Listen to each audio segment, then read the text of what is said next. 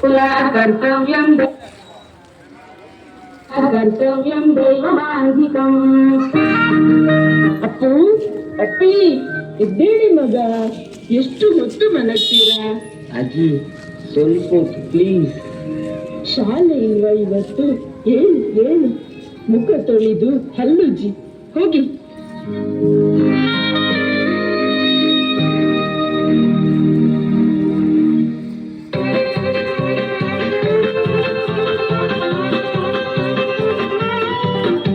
ಎಂತ ಮಗ, ಬೆಳಿಗ್ಗೆ ಬೆಳಿಗ್ಗೆ ಗಲಾಟೆಯ? ಅಜ್ಜಿ ನೋಡಜ್ಜಿ, ಮೊಬೈಲ್ ಕೊಡುದೇ ಇಲ್ಲ, ಯಾವಾಗಲೂ ಅವನಿಗೇ ಮೊಬೈಲ್. ನಾವೆಲ್ಲ ಫೋನ್ ಇಲ್ಲದೆ ಇರ್ಲಿಲ್ವಾ? ಬೆಳಿಗ್ಗೆ ಬೇಗ ಎದ್ದು ದೇವರಿಗೆ ಕೈ ಮುಗಿತಿದ್ದೆವು, ಆಮೇಲೆ ರೇಡಿಯೋ ಕೇಳ್ತಾ ಇದ್ದೆವು. ನಮ್ಮ ಮನೆಯಲ್ಲಿ ದಿನವೂ ಮಿರುಗೋ ಚೈತ್ರವೇ, ಬೆಳದಿಂಗಳ ಈ ಪ್ರೀತಿ ಕರಗಲು ಸಾಧ್ಯವೇ? ನಮ್ಮ ಮನೆಯಲ್ಲಿ ದಿನವೂ ಮಿರುಗೋ ಚೈತ್ರವೇ, ಬೆಳದಿಂಗಳ ಈ ಪ್ರೀತಿ ಕರಗಲು ಸಾಧ್ಯವೇ? ಹೆಜ್ಜೆಯಲ್ಲಿ ಸವಿಗೂಡಿದು ಪ್ರೀತಿ ಪರಮಾನ, ಪ್ರೀತಿ ಯಜಮಾನ. ಸ್ಕೂಲಿಗೆ ಲೇಟ್ ಆಯ್ತಲ್ಲ ಮಕ್ಕಳ, ಬೇಗ ಹೊರಡಿ.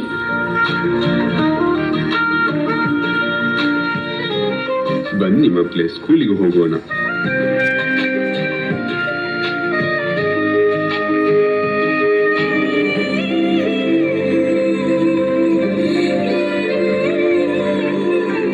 ಏನಂದ್ರೆ ನನಗ್ ಜಾಬ್ ಕನ್ಫರ್ಮ್ ಆಯ್ತು, ನಾಳೆನೆ ಜಾಯ್ನ್ ಆಗ್ತಾ ಇದ್ದೇನೆ.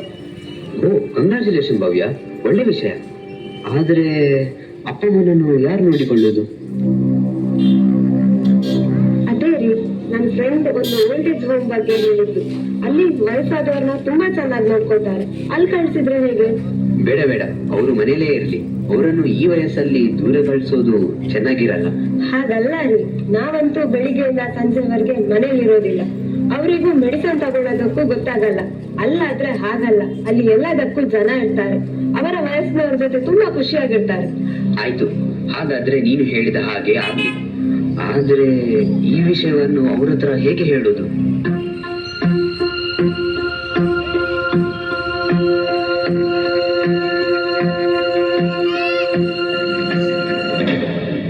ಅಪ್ಪ ಅಮ್ಮ, ನಿಮ್ಮ ಹತ್ತಿರ ಸ್ವಲ್ಪ ಮಾತಾಡ್ಬೇಕಿತ್ತು.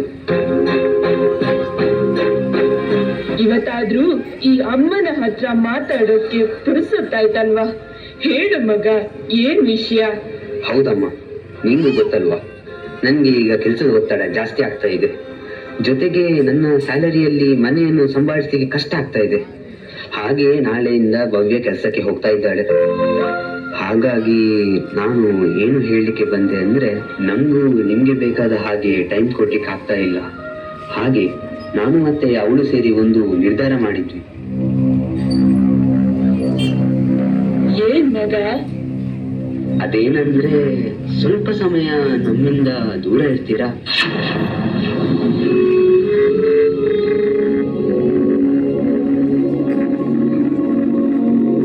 ದೂರ ಅಂದ್ರೆ ಇಲ್ಲೇ ಹತ್ತಿರ ಸಿಟಿಯಲ್ಲಿ ಆಶ್ರಮ ಇದೆ ಅಲ್ವಾ? ಸ್ವಲ್ಪ ದಿವಸ ಮಾತ್ರ, ಈಗ ಕರ್ಕೊಂಡ್ ಬರ್ತೇನೆ.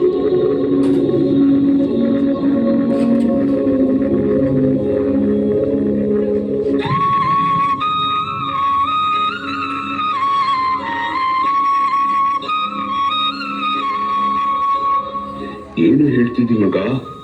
ನಾವು ನಿನ್ನೆ ಬೇಡವಾದ್ವಾ? ನಮ್ಮಿಂದ ಏನ್ ತಪ್ಪಾಯ್ತು? ಹಾಗಲ್ಲ ಅಪ್ಪ, ಇನ್ನೂ ಒಳ್ಳೆದಕ್ಕೆ ತಾನೇ ನಾನು ಇಲ್ಲಿ ಹೇಳೋದು. ಸ್ವಲ್ಪ ದಿವಸ ಮಾತ್ರ. ಅಯ್ಯೋ, ಎಷ್ಟೇ ಕಷ್ಟ ಆದ್ರೂ ಇಲ್ಲೇ ಮೂಲೆಯಲ್ಲಿ ಉಪ್ಪು ಗಂಜಿ ತಿನ್ಕೊಂಡಿರ್ತೇವೆ. ನಿಮ್ಮನ್ನ ಅಪ್ಪು ಅಪ್ಪಿನ ಬಿಟ್ಟು ಹೇಗೆ ದೂರ ಇರೋದು ಹೇಳು? ಹೌದು ಮಗ, ನಾವು ಇಲ್ಲೇ ಇರ್ತೇವೆ. ನಿಮ್ಗೆ ನೀವು ಏನಾಗ್ಬೇಕು? ಇಲ್ಲೇ ಆರಾಮಾಗಿ ಇದ್ದೇವಲ್ವಾ? ಹಾಗಲ್ಲ ಅಪ್ಪ, ಇದು ನನ್ನ ನಿರ್ಧಾರ. ನಾನು ಹೇಳಿಯಾಗಿದೆ. ನಿಮ್ಮ ಒಳ್ಳೆದಕ್ಕೆ ಹೇಳ್ತಿರೋ ತಾನೆ. ಕರ್ಕೊಂಡು ಬರ್ತೇನೆ, ಅಲ್ಲೇ ಬಿಡೋದಿಲ್ಲ. ಸಂಜೆ ರೆಡಿಯಾಗಿರಿ.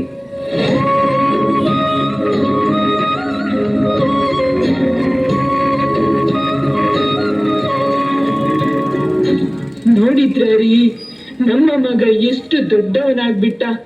ಜನ್ಮ ಕೊಟ್ಟ ತಂದೆ ತಾಯಿಯನ್ನ ದೂರ ಕಳಿಸುವಷ್ಟು. ನಾನು ಅವನಿಂದ ಇಂತಹ ರೀತಿಯ ಮಾತನ್ನು ನಿರೀಕ್ಷಿಸಲೇ ಇಲ್ಲ. ಏನ್ ಮಾಡ್ಲಿಕ್ಕಾಗ್ತದೆ ಹೇಳು? ಎಲ್ಲ ಅವರವರು ಪಡ್ಕೊಂಡು ಬಂದದ್ದು. ಆ ದೇವರು ಯಾರ್ಯಾರ ಹಣೆಯಲ್ಲಿ ಏನೇನು ಬರೆದಿರ್ತಾನೆ ಅಂತ ಯಾರಿಗೂ ಗೊತ್ತು.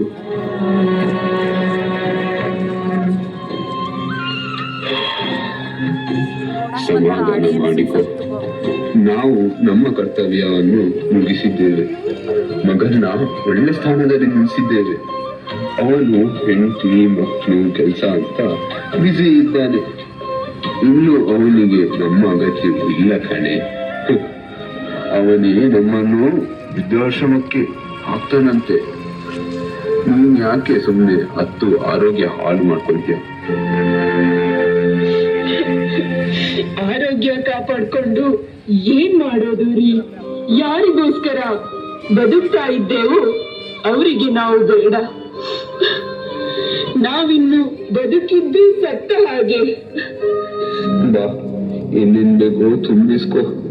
ಆಮೇಲೆ ತಡ ಆದ್ರೆ ಮಕ್ಕಳು ಶಾಲೆಯಿಂದ ಬರ್ತಾರೆ. ಅವರ ಮುಖ ಕಂಡೆ ನಮ್ಮ ಕಾಲೇ ಮುಂದೆ ಹೋಗಲ್ಲ. ಬಾ.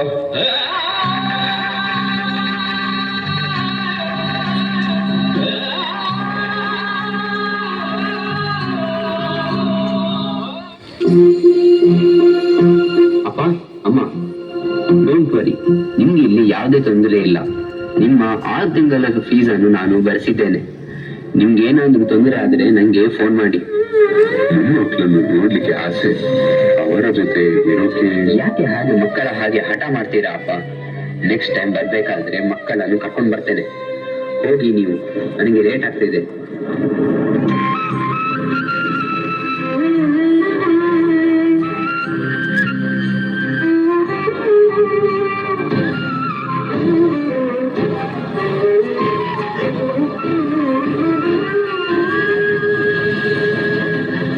ನಮಸ್ಕಾರ.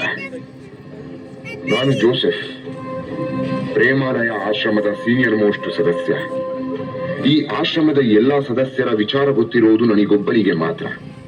1 ನಿಮಿಷ, ನಮ್ಮ ಆಶ್ರಮದ ಸದಸ್ಯರನ್ನು ನಿಮಗೆ ಪರಿಚಯ ಮಾಡಿಸ್ತೀನಿ. ಪ್ರೇಮಾಲಯದ ಎಲ್ಲ ಪ್ರೇಮ ಪುತ್ರರು ಬನ್ನಿ ಇಲ್ಲಿಗೆ ಒಂದ್ಸಲ.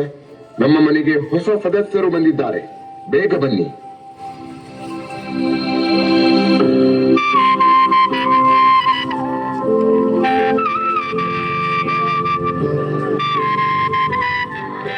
ಇಷ್ಟೇ ಅಲ್ಲ, ಇನ್ನು ತುಂಬಾ ಜನ ಸದಸ್ಯರಿದ್ದಾರೆ.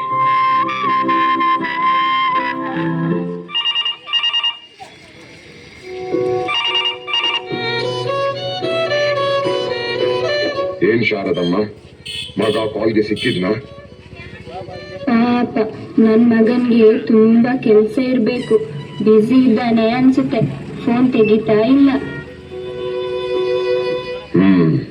ಅವನು ಬ್ಯುಸಿ ಇದ್ದದಕ್ಕೆ ಅಲ್ವಾ ನಿಮ್ಮನ್ನ ಇಲ್ಲಿಗೆ ಸೇರಿಸಿದ್ದು.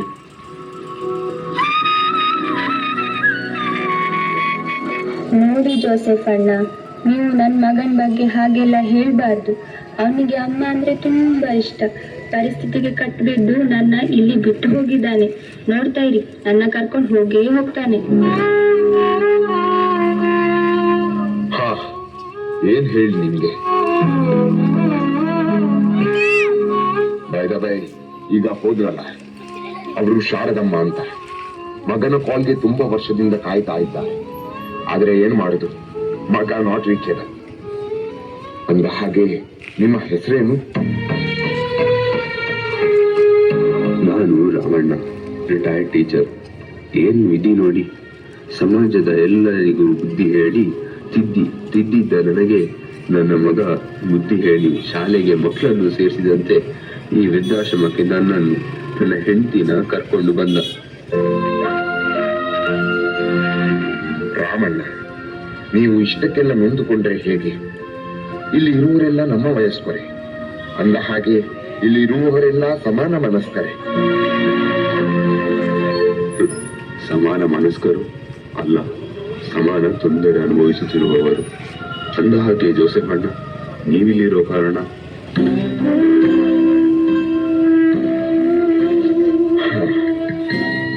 ನನ್ನ ನನ್ನ ಕಥೆನೇ ಬೇರೆ. ನನಗೆ ಗಂಡು ಮಕ್ಕಳಿಲ್ಲ, 2 ಹೆಣ್ಣು ಮಕ್ಕಳೇ. ಪ್ರೀತಿಯಿಂದ ಬೆಳೆಸಿ ಒಳ್ಳೆ ಸಂಬಂಧ ನೋಡಿ ಮದುವೆ ಮಾಡಿಸಿಬಿಟ್ಟೆ. ಆದ್ರೆ ನನ್ನವಳು ತೀರಿಕೊಂಡ ಮೇಲೆ ಪರಿಸ್ಥಿತಿ ಬದಲಾಯಿತು. ಕೊನೆಗೆ ಒಂದು ತೀರ್ಮಾನಕ್ಕೆ ಬಂದೆ. ಈ ಪ್ರೇಮಾಲಯ ಸೇರಿದೆ.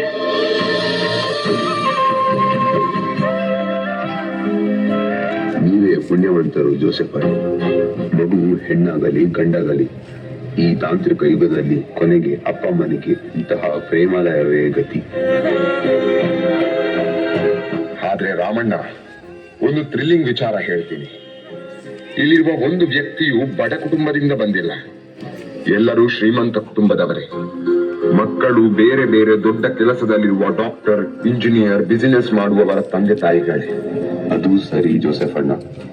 ಮಕ್ಕಳಿಗಾಗಿ ಆಸ್ತಿಯನ್ನು ಮಾಡಬಾರದು, ಮಕ್ಕಳನ್ನೇ ದೇಶದ ಆಸ್ತಿಯನ್ನಾಗಿಸಬೇಕು.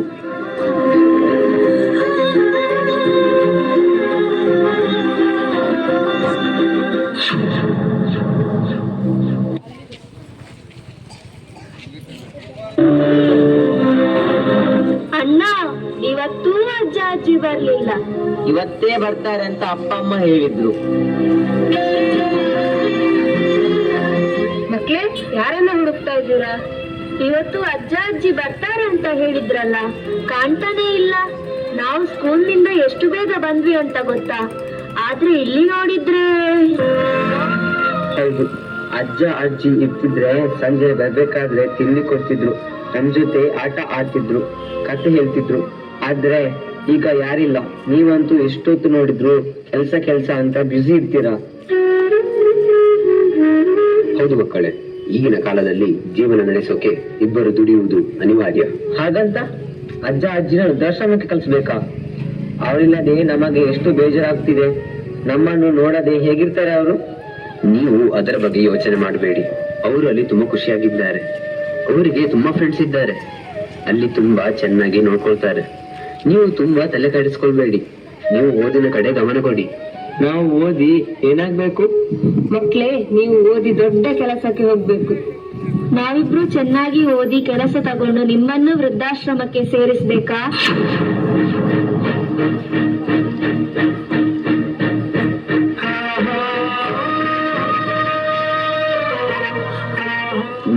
ನೀವು ಹೋಗಿ ಆಟ ಆಡ್ಕೊಳ್ಳಿ.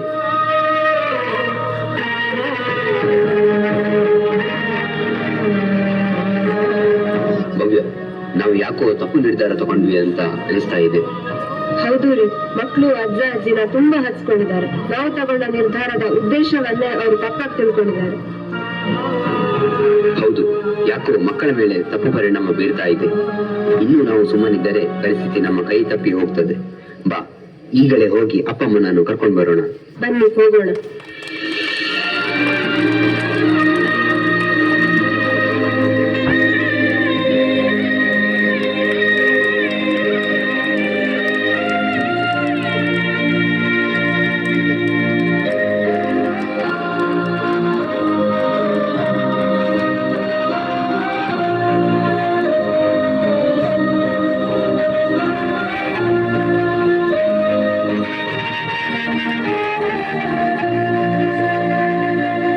ಜೇನಿನ ಗೂಡು ನಾವೆಲ್ಲ, ಬೇರೆಯಾದರೆ ಜೇನಿಲ್ಲ.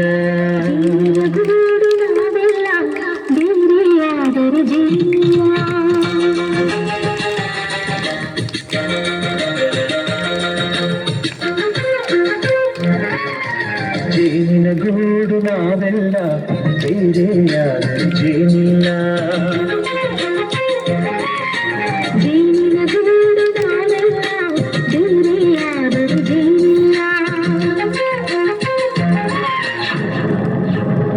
ತಂದೆ ತಾಯಿ ಎಂದರೆ ಕಣ್ಣಿಗೆ ಕಾಣುವ ದೇವರು. ಅಂತಹ ದೇವರನ್ನು ಮನೆಯೆಂಬ ದೇವಾಲಯದಲ್ಲಿ ಪೂಜಿಸಬೇಕೇ ಹೊರತು ವೃದ್ಧಾಶ್ರಮದಲ್ಲಿ ಅನಾಥವಾಗಿ ಕೊರಗಲು ಬಿಡಬಾರದು.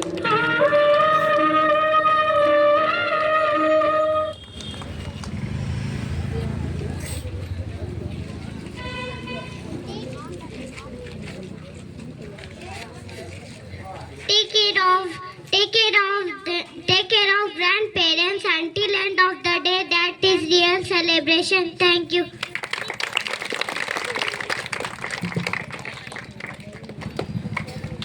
When we were young, they were always around taking care of the smallest of our needs. Now when they are old, they need us and we should be there without fail. Thank you. Nowadays, long lives are rare, so take care of senior citizens and solve the problems. Today is a special day for them, so let's do something that will make them happy. Thank you. ಕಟ್ಟಿದ ಮನೆ ಹಣವಂತರಿಗೆ ಆಯಿತು, ಬೆಳೆಸಿದ ಮಗಳು ಅಳಿಯನಿಗೆ ಆದಳು. ಬೆಳೆಸಿದ ಮಗಳು ಅಳಿಯನಿಗೆ ಆದಳು. ಹರಕೆ ಹೊತ್ತು ಹೆತ್ತ ಮಗ ಸೊಸೆಯ ಪಾಲಾದ. ವಯಸ್ಸು ಆದ ಮೇಲೆ ಯಾರಿಗೂ ಯಾರು ಇಲ್ಲ.